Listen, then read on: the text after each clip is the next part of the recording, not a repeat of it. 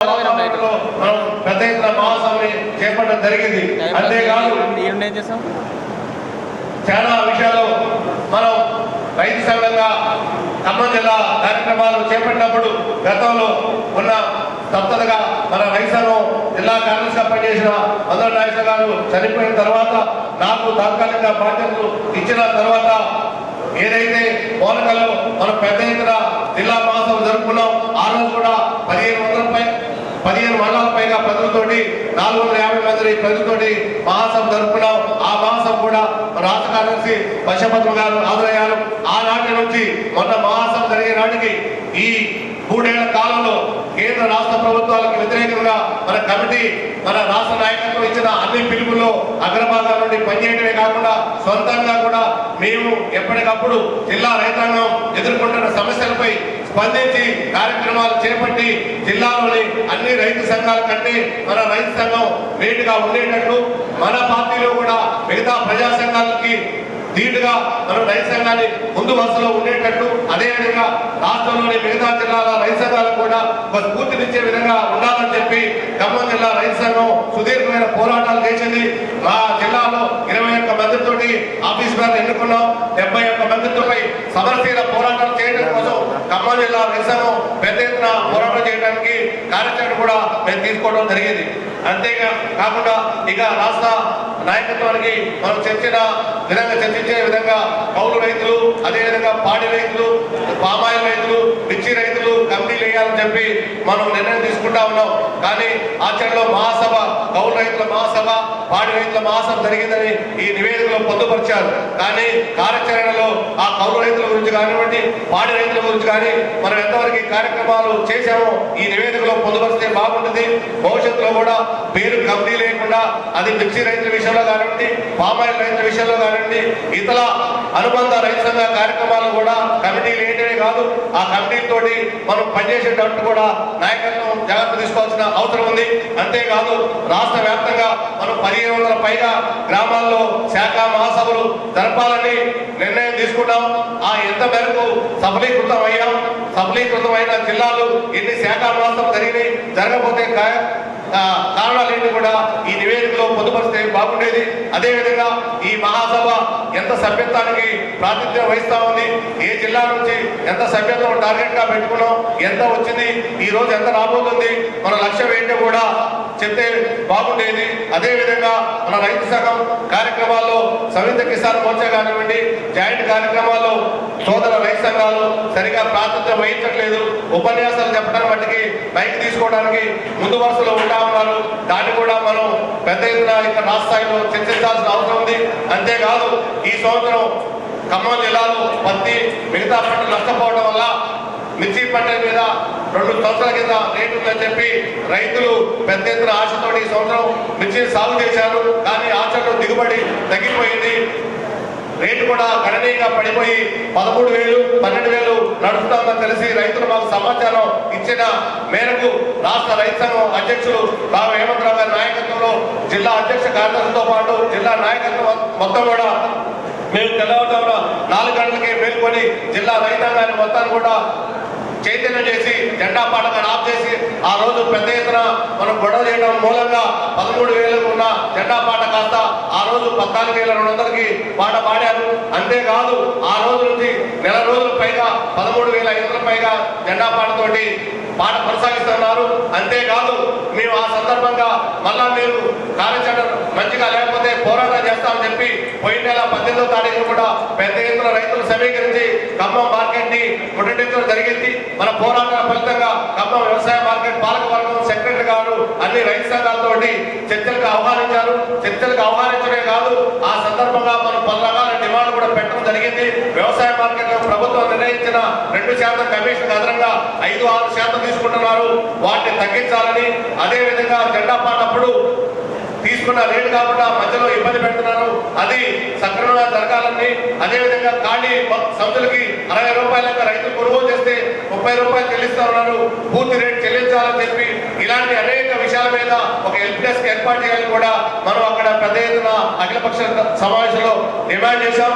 దానికి కొనసాగింపుగా మిగతా రైతు సంఘాలందరూ కూడా సమీకరించుకొని కలుపుకొని ఖమ్మం కలెక్టర్ కార్యాలయం ముందు పెద్ద ఎత్తున మనం ఖమ్మంలో మిర్చి బోర్డు ఏర్పాటు చేయాలని, మిర్చిని సుగంధ ద్రవ్యాల జాబితాలను తొలగించాలని, మిర్చికి కింటాకి 25,000 రూపాయలు మద్దతు చెల్లించాలని చెప్పి పెద్ద ఎత్తున కలెక్టర్ కార్యాలయాన్ని ధర్నా చేపట్టడం జరిగింది. మనం వినతి పత్రం సేకరించిన కలెక్టర్ గారు కూడా స్పందించి వెంటనే ఖమ్మం వ్యవసాయ మార్కెట్ ని సందర్శించి రైతులపై దోపిడీ జరిగితే ఊకోలు చర్యలు తీసుకుంటామని చెప్పి అక్కడ ఉన్న ఖరీదారులు కానివ్వండి, కమిషన్దారులు కూడా హెచ్చరించడం జరిగింది. అంతేకాదు ఈ మిర్చి రేటుకి ఎగుడుదిగులకు కారణం ఏంటని చెప్పి దీనికి ఒక పరిష్కార మార్గం కనుగొనాలని చెప్పి మనం పోరాటాలే కాదు రైతులకి పరిష్కారం చూపించాలనే ఒక ఆశయంతో ఖమ్మంలో మనం వ్యవసాయ శాఖ శరత్ బాబు గారు కూడా పిలిచి రాష్ట్రంలోని మిగతా రైతు సంఘాల రాష్ట్ర నాయకత్వాన్ని కూడా పిలిచి ఖమ్మంలో పెద్ద ఎత్తున మిర్చి రేట్ల పత్రంపై ఒక సెమినార్ కూడా నిర్వహించడం జరిగింది.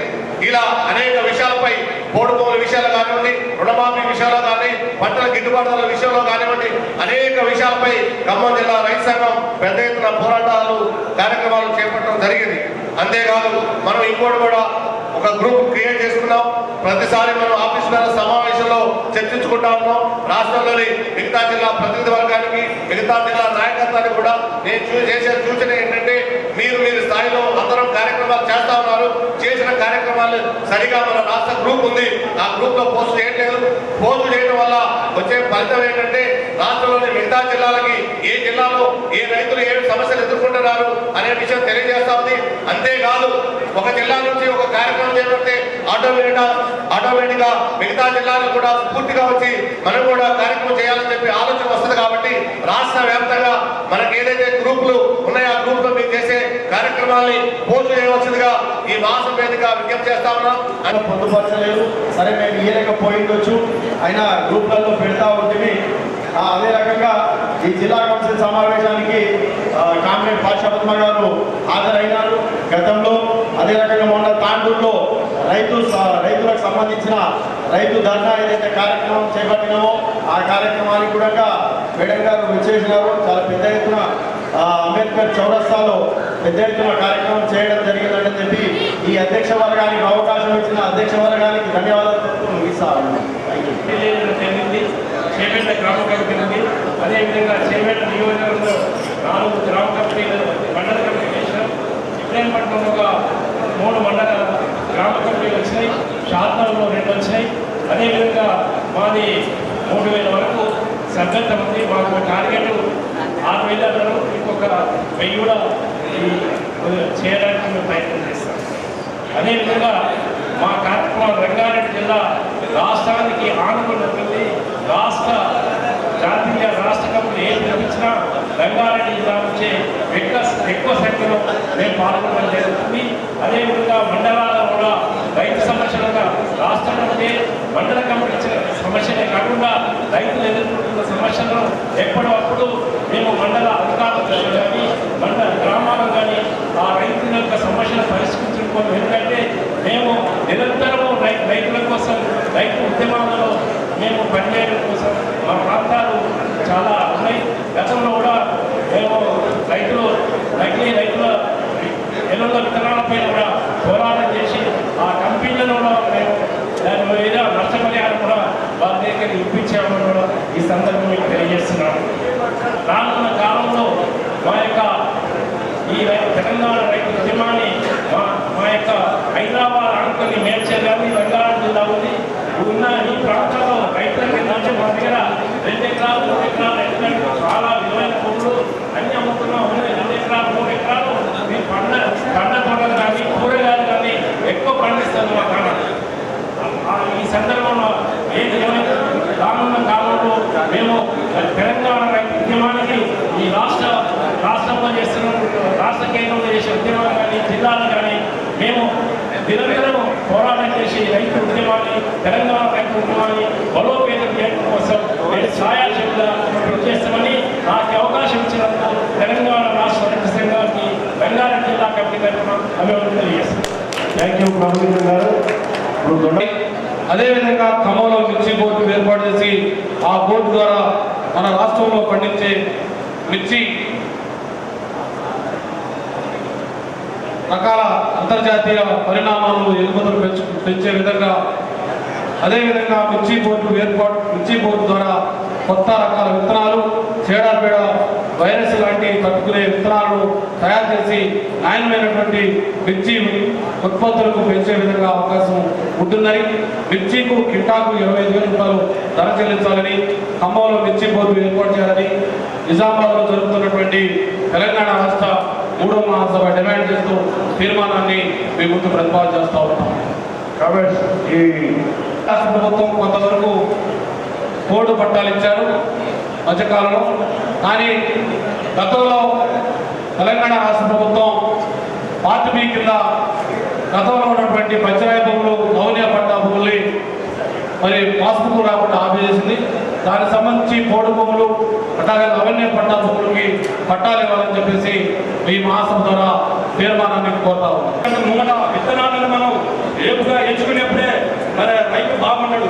ఎందుకు ఈ మాట చెప్తానని చెప్పేసి అంటే, గతంలో కూడా నకిలీ విత్తనాలతోని చాలా మంది ఆత్మహత్యలు చేసుకునే పరిస్థితి ఉన్నది.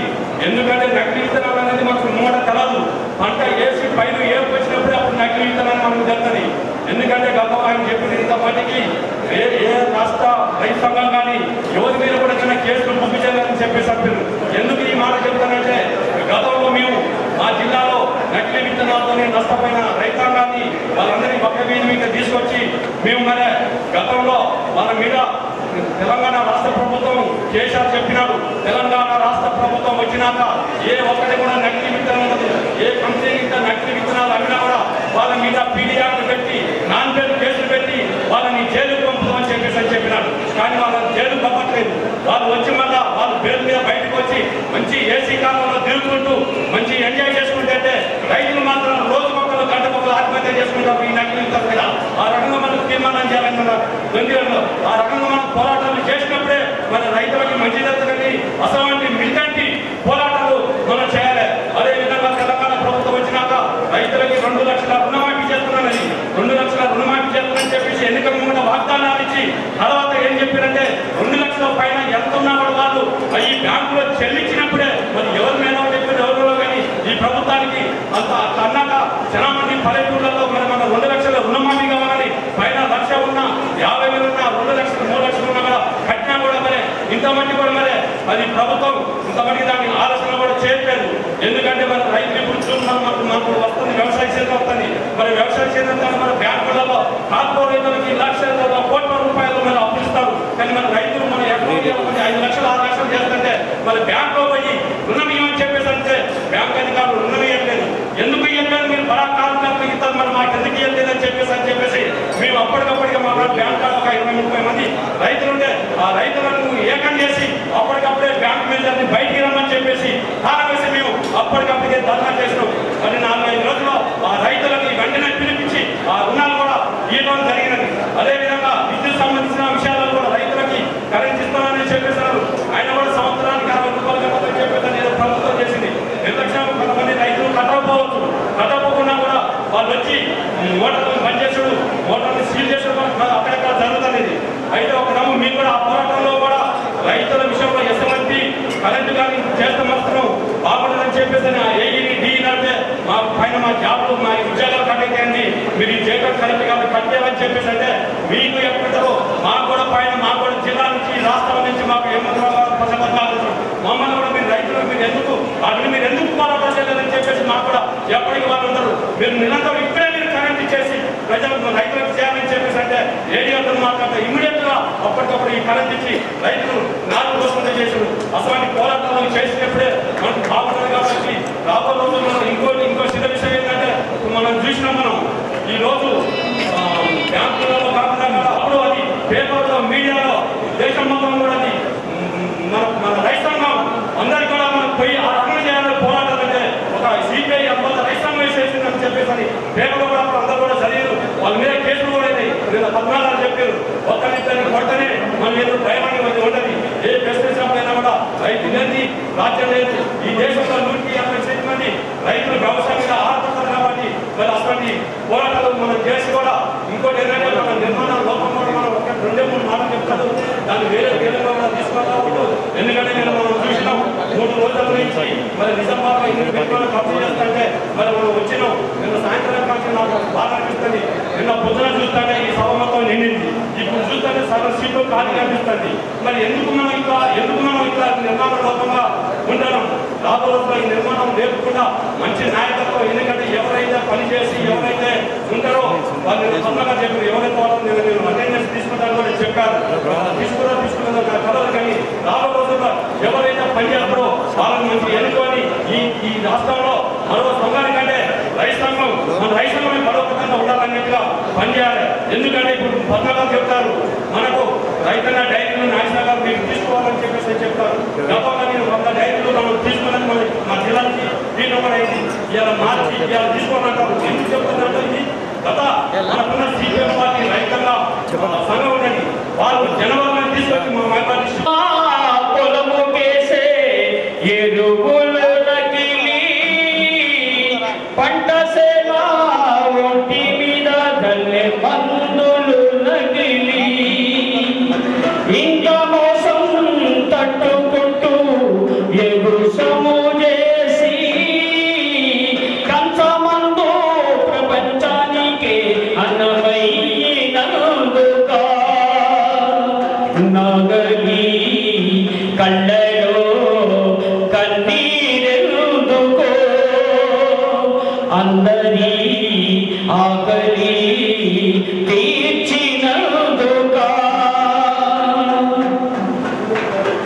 గిట్టుబాటు ధరల కోసం తిరుగుబాటైన చెయ్యనోడు అధిక ధరకై ఆశపడుతూ అడ్డదారిన పంట అమ్మనోడు రైతు కన్నా నిరాయితున్నా మనిషి ఎవ్వరు లోకమంతా వెతికి చూడ ఉండడొక్కడు సాటి మనిషి మేలు కోరి భూమి పుత్రుడా సాగుతున్నా సాగు కోరి ప్రభుత్వమెందుకో నగరి కళ్ళలో కన్నీరెందుకో నగరి ఆకలి తీర్చినందుకా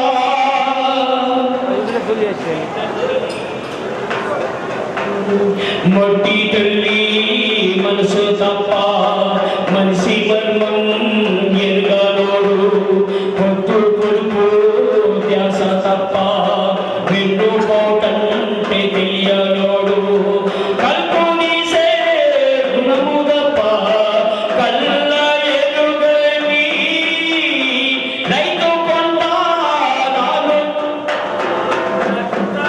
ఆరని ఆపలేని ఆదుకొని దేశ ప్రజలని అడుగుతున్న విహలము నేడు అనాథనాది.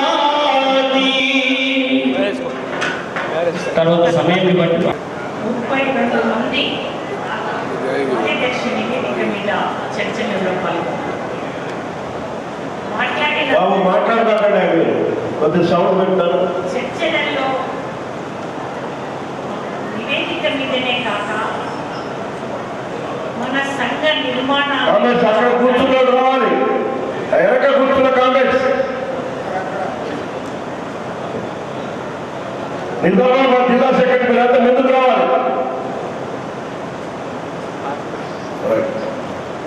మన సంఘ నిర్మాణాన్ని పెంచుకోవటానికి ఎట్లా సూచనలు సలహాలు ఇవ్వాలని నేను అనుకున్నానో ఆ మేరకు మీ అందరి నుంచి మంచి సూచనలు వచ్చాయి.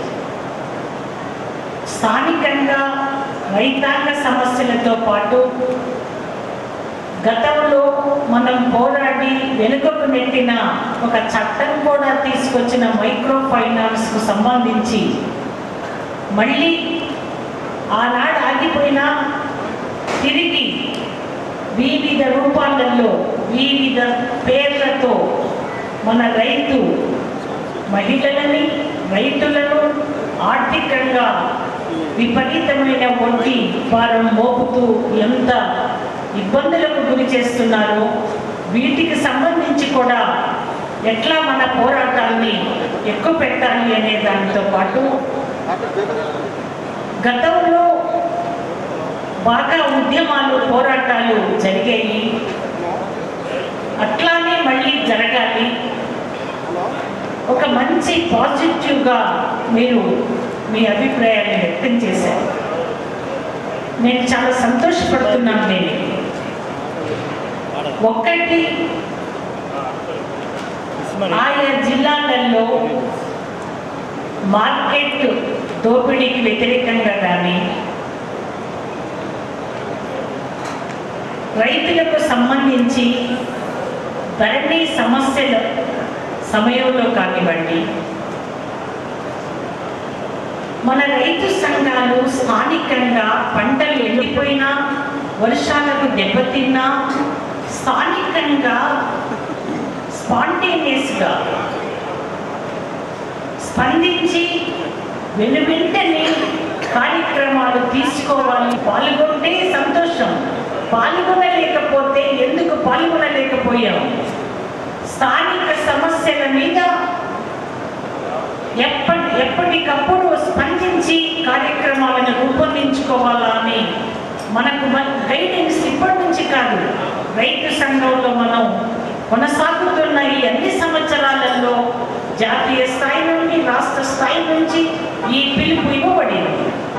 దాన్ని అమలు చేయటంలో జాప్యం, నిర్లక్ష్యం జిల్లా స్థాయిలలో కొనసాగుతుందా లేదా ఆయా జిల్లాల నాయకత్వం ఆలోచించమని నేను కోరుతా ఉన్నాను. ఇక్కడ అందరము కలిసి ఉన్నాము, ఇంకా ఇంకా బాగా చేయాలి అన్న తపన, కోరిక మంచిది. దీనిని ఆచరణలో అమలు చేయటానికి పూనుకుందాము అన్నది నా మొదటి సూచన. ఈ మీ అందరూ మాట్లాడిన దానిపై నాకు వచ్చిన ఆలోచన, నా స్పందన ఇది. మీరు చెయ్యాలి, సమయాన్ని వినియోగించుకోకుండా బాధపడ్డా, ఆవేశపడ్డా ఉపయోగం లేదన్నది నేను అభిప్రాయపడుతూ ఉన్నాను. ఎవరికి వాళ్ళు ఆత్మ పరిశీలన చేసుకోవాలా. మీ అందరికీ మీ మీ జిల్లాలలో జరిగిన ఏదైనా సంఘటనలు నేను చూడగానే వెంటనే ఫోన్ చేస్తాను. అప్పటికి ఇంకా ఆయా జిల్లాల నాయకత్వం చూడను కూడా చూడరు. మన ప్రజాపక్షం పత్రికతో పాటు ఇతర పత్రికలు, సోషల్ మీడియా మీ అందరినీ ఇన్వాల్వ్ చేసుకోవాలి. ఈ సమావేశాలలో మనం ఒకళ్ళకొకళ్ళం పూర్తి స్థాయిలో చర్చల ద్వారా నిర్ణయాలకు రావాలి అని ఆన్లైన్ మీటింగ్స్ కూడా నిర్వహిస్తున్నాం. ఆన్లైన్ మీటింగ్లకు కూడా హాజరు కావటం కొద్దిమందికి ఇబ్బందిగా ఉంది. నేను ఇక్కడికి ఎందుకు మళ్ళీ పునరర్చన చేస్తున్నానంటే, రెండవసారి కూడా ఎందుకు చెప్తున్నాను అంటే, మీరు మాట్లాడుతూ ఎంత పటిష్టవంతంగా మన సంఘం ఉండాలో, ఎంత ఇతరులను ప్రభావితం చేసే అంత గొప్పగా మన కార్యక్రమాలు ఉండాలో అని అందరూ భావించారు. మాట్లాడిన 32 మంది. సంతోషమే. ఇప్పటి నుంచైనా మనము కార్యక్రమాలను నిర్వహించుకోవడంలో, గ్రామ మండల కమిటీలు ఏర్పాటు చేసుకోవడంలో, కొన్ని మండల కమిటీలే వేసామంటున్నారు. ఎందుకు గ్రామ కమిటీలు వీళ్ళ గురించి చెప్పారు, సంతోషమే. కానీ గ్రామ కమిటీలు పడాల్సిన మేరకు పడ్డాయా? పడకపోతే నిర్మాణాన్ని ఎట్లా మనం గట్టి చేసుకోగలుగుతాం? మీరు దృష్టి పెట్టలేకపోయారు. మన రాష్ట్రం ఎట్లా మీరు ఎవరైనా మీరు సహాయం చేస్తారా? మీరు చేయలేకపోతే రైతు సంఘం ఒక్కటే చేయలేదు. ఎన్ని రోజులు ఈ రకమైనటువంటి ఆలోచనతో మనం ఉంటాము? మనంగా కొత్త వాళ్ళని చేర్చుకోవటానికి, కొత్త వాళ్ళతో సంబంధాలు తెచ్చుకోవటానికి ఎందుకు ప్రయత్నించము? మీరు ఒక రిపోర్టులో ముందు పడే మాట వెనకబడిందనో, వెనకబడే మాట ముందు పడిందనో, మంచిది, మనం అనుకోవటంలో తప్పు లేదు. ఇంత సూక్ష్మంగా మనం గమనిస్తున్నప్పుడు రైతాంగ సమస్యల పట్ల ఇంకెంత సూక్ష్మంగా వెళ్ళగలగాలో ఆలోచించమని సందర్భంగా నేను కోరుతా ఉన్నాను. ఎవరిని నేను తప్పు పట్టడం లేదు, స్పందన రావాల్సిందే బయటికి. అయితే అదే సమయంలో మనందరము ఎట్లా ఈ రాష్ట్రంలో సంఘాన్ని బలోపేతం చేయడానికి కంకణదారులం కావాలో ఆలోచించమని అడుగుతా ఉన్నాను. కేరళ రాష్ట్రంలో సభ్యత్వం 5 లక్షలు, మన సభ్యత్వం 1 లక్షకు మాత్రమే. హుజూర్ నగర్లో జరిగినప్పుడు 1,30,000. మళ్ళీ మధ్య సంవత్సరం 23లో ఏ మహాసభలు లేవు కదా, రాష్ట్ర జిల్లా మహాసభలు, తగ్గింది సభ్యత్వం. మళ్ళీ ఇప్పుడు 1,00,000 కూడా పూర్తి కాలేదు. 76,250 సభ్యత్వం వచ్చింది. ఎందుకు 1,00,000 కూడా పూర్తి చేయలేకపోయాం? ఇది ఎవరు అడ్డుకున్నారు? జిల్లా నాయకత్వాన్ని.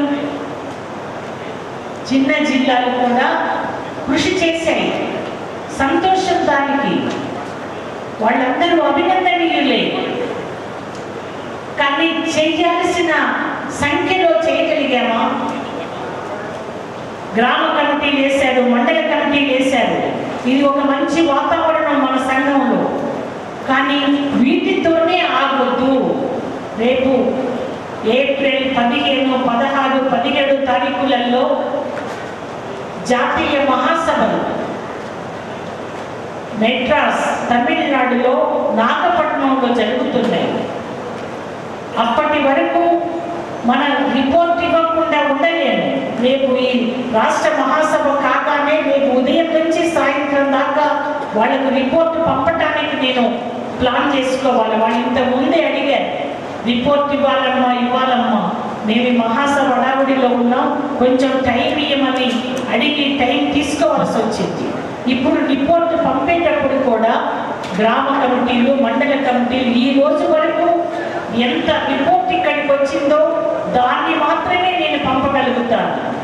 మహాసభలో, జాతీయ మహాసభలో మనం మాట్లాడే అవకాశం వస్తుంది కాబట్టి మీరు ఇప్పుడు జిల్లాల నుంచి ఎట్లా మాట్లాడారో అట్లా మాట్లాడే అవకాశం వస్తుంది కాబట్టి అక్కడ ఎక్కువ మండలాలలో, ఎక్కువ గ్రామాలలో మన కమిటీలు వేసుకోగలిగాము అని చెప్పటానికి, మన నిర్మాణం పెరిగింది అని చెప్పుకోవటానికి అవకాశం తీసుకుందాము. ఒక నిరాశ, నిస్పృహలకు గురవుతూ ఉంటాడు. గురవుతూ సభ్యత్వం వచ్చింది. ఒక గద్వాల జిల్లా వస్తామని రాని జిల్లాలలో మనం ఎంత జాగ్రత్తగా, జిల్లాలు ఉత్సాహపూరితంగా, కొంచెం పట్టుదలగా ఎక్కువ మండల కమిటీలు వేయటం. నేను చాలా సంతోషం ఏంటంటే మన మంచిర్యాలలో 46 కమిటీలు, 450 కుటుంబాలు గుంపులకు గురవుతున్నాయి.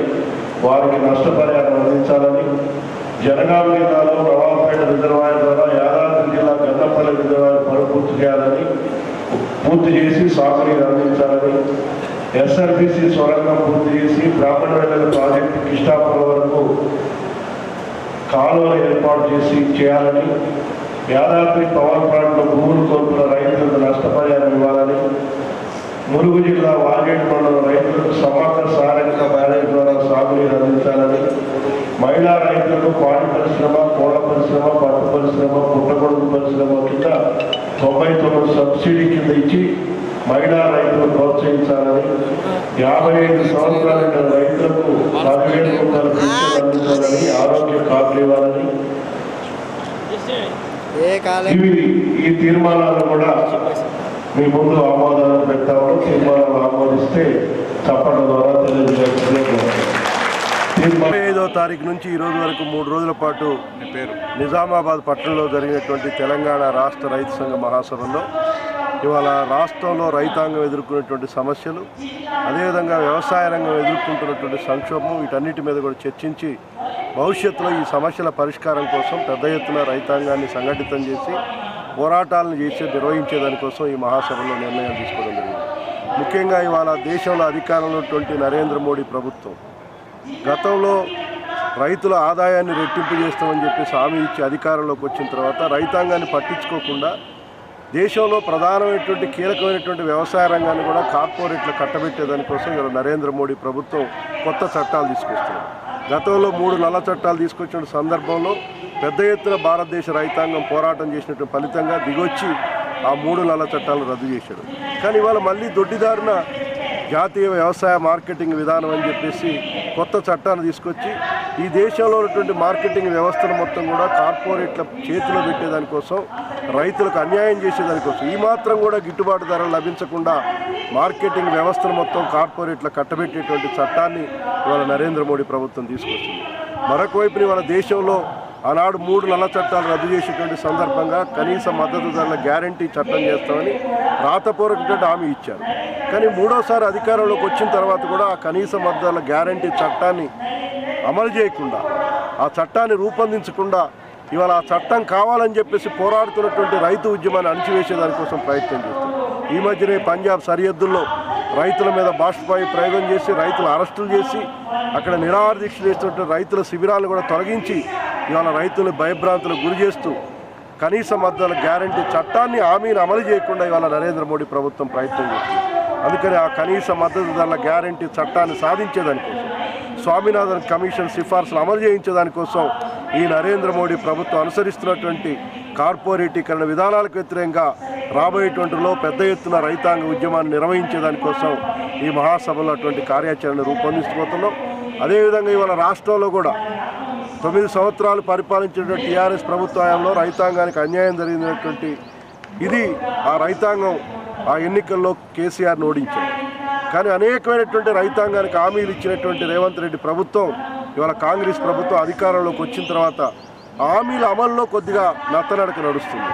ముఖ్యంగా రైతు రుణమాఫీకి సంబంధించి 2 లక్షల రుణమాఫీ ఇవాళ రాష్ట్రంలో 50% మాత్రమే అమలైంది. ఇవాళ ముఖ్యంగా 2 లక్షల పైబడి ఉన్నటువంటి రుణాలకు సంబంధించి పైనున్నటువంటి మొత్తాన్ని కడితే ప్రభుత్వం 2 లక్షలు చెల్లిస్తుందని చెప్పేసి గతంలో ముఖ్యమంత్రి మంత్రులు కూడా ప్రకటన చేశారు. కానీ ఇప్పటి వరకు దాన్ని అమలు చేయకుండా 100% రైతు రుణమాఫీ పూర్తయిందని చెప్పేసి వాళ్ళు మాట్లాడుతున్నారు. ఇది మంచిది కాదు. సంపూర్ణంగా ఈ రాష్ట్రంలో రైతు రుణమాఫీని అమలు చేయాలా. ప్రభుత్వం చెప్పిన లెక్కల ప్రకారం 31,000 కోట్ల రుణమాఫీకి అవసరం అని చెప్పారు. కానీ ఇప్పటివరకు 20,000 కోట్లు మాత్రమే చేశారు. వాళ్ళ లెక్కల ప్రకారం ఇంకా 11,000 కోట్ల రూపాయలు రుణమాఫీకి ఇవాళ చెల్లించాల్సిన అవసరం ఉంది. కాబట్టి ప్రభుత్వం ఎటువంటి షరతులు లేకుండా సంపూర్ణమైనటువంటి రుణమాఫీని అమలు చేయాలా. అదేవిధంగా రైతు బంధును కూడా ఇవాళ గత సీజన్ ఒక సీజన్ అయిపోయింది. ఈ సీజన్లో కూడా ఇప్పటివరకు 4 ఎకరాలకు మాత్రం వేశారు. మొత్తం రైతులకి సాగైనటువంటి భూలన్నిటికీ కూడా సకాలంలో తక్షణమే రైతు బంధును కూడా అమలు చేయాలని చెప్పేసి, అదేవిధంగా సమగ్ర పంటల బీమా పథకం తెలంగాణ రాష్ట్రంలో 2020 నుంచి గత 5 సంవత్సరాలుగా ఎటువంటి పంటల బీమా పథకం లేదు. దీనివల్ల వర్షాల వల్ల వడగళ్ల వాళ్ళ వల్ల రైతులు పంటలు దెబ్బతింటారు. కానీ ఎటువంటి నష్టపరిహారం కూడా రావట్లేదు బీమా పథకాలు లేకపోతే. కానీ ప్రభుత్వం అందుకని తక్షణం సమగ్ర పంటల బీమా పథకాన్ని ప్రీమియం ప్రభుత్వమే చెల్లించి రైతులకు ఉపయోగపడేటువంటి పద్ధతుల్లో బీమా పథకాన్ని ప్రారంభించడం. ఇటువంటి అన్ని సమస్యల మీద రాబోయేటువంటి రోజుల్లో పెద్ద ఎత్తున రైతులను సమీకరించి ఉద్యమాలు చేసేదానికోసం ఈ మహాసభలో నిర్ణయాలు తీసుకోవడం జరిగింది. ఎక్స్ఎమ్మెల్యే రైతు సంఘం రాష్ట్ర ఉపాధ్యక్షులు గత 3 రోజులుగా ఈ రైతు సంఘం తెలంగాణ రాష్ట్ర రైతు సంఘం మహాసభలు నిజామాబాద్ పట్టణంలో జరుగుతున్నాయి. ఈ యొక్క రైతాంగం ఎదుర్కొంటున్న వ్యవసాయ సంక్షోభం, అట్లానే రైతాంగ సమస్యలు, గిట్టుబాటు ధరలు, పంటల బీమా పథకం, వీటన్నిటిపైన కూడా ఒక సమగ్రమైన చట్టం తీసుకొచ్చి రైతులకు న్యాయం చేయాలని, రైతులకు గిట్టుబాటు ధర ఇవ్వాలని మేము ఈ మహాసభలో మరి రూపొందిస్తున్నాం. దాంట్లో ప్రధానంగా మోడీ ప్రభుత్వము పోయిన సంవత్సరం 3 నల్ల చట్టాలను రద్దు చేసి మరి ఏదైతే గిట్టుబాటు ధరను మేము లోక్సభలో బిల్లుగా తెస్తామన్న దాన్ని కూడా మరి వారు ఇంతవరకు తీసుకురాలేదు. ఆ గిట్టుబాటు ధరల బిల్లు తేవాలని మరి పోరాటం చేస్తున్న పంజాబ్ రైతులపైన భాషికంగా దాడులు చేస్తున్నారు.